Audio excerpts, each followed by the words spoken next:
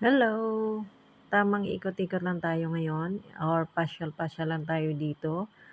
Napadpad lang ako dito sa bayan. Alam mo guys, kasi content creator tayo. Gusto ko kasi yung parang kakaiba naman yung i-upload ko.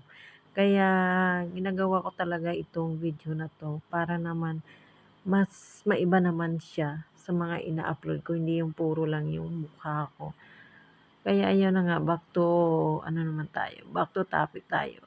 Ito yun siya guys, ayan yung mga vase na 'to, mura lang yan siya, mga minimum niya yata diyan is mga 70, pataas na yun yung price, nakadepende yan sa design niya.